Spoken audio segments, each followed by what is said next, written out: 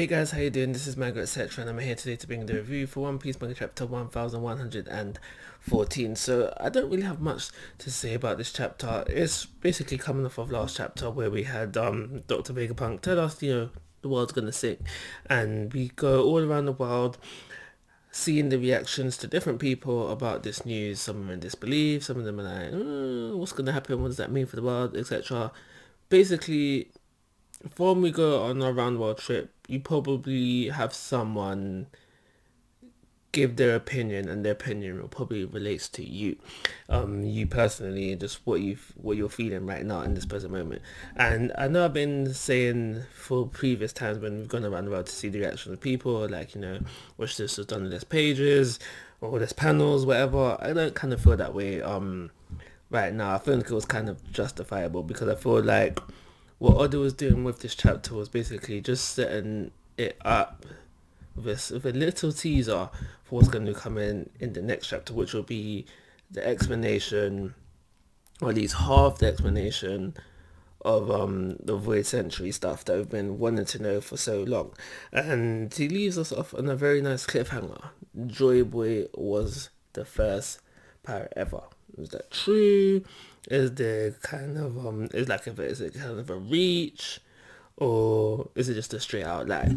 Those are answers that we'll get within the coming chapters. And right now I'm like, I don't know, I'm just like, okay, this chapter was okay. There was nothing exciting really to happen in this chapter. Yes, I know we're finally on the grasp of getting some information that we've wanted to know for so long, but this chapter itself was just like, okay, cool.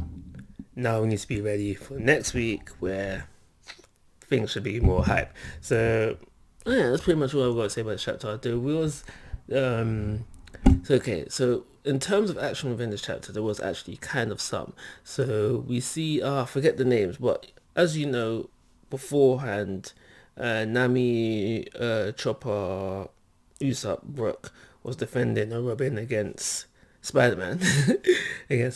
But and I was saying last week I was talking about how, was it a fluke save, or like was they earnestly capable of saving them? They did seem to defend another attack within this episode, so it doesn't look like it was a fluke, more so skill. And I did also mention that how I didn't like the way that Robin just froze up, but within the chapter she seemed active, so that's good as well. And then the last thing I probably want to talk about is we see Luffy attack again in Gear 4, and again he got the whole throbbing thing again, and then he turns into Gear 5, and then he's able to deliver an attack. I don't know if that attack actually hurt him.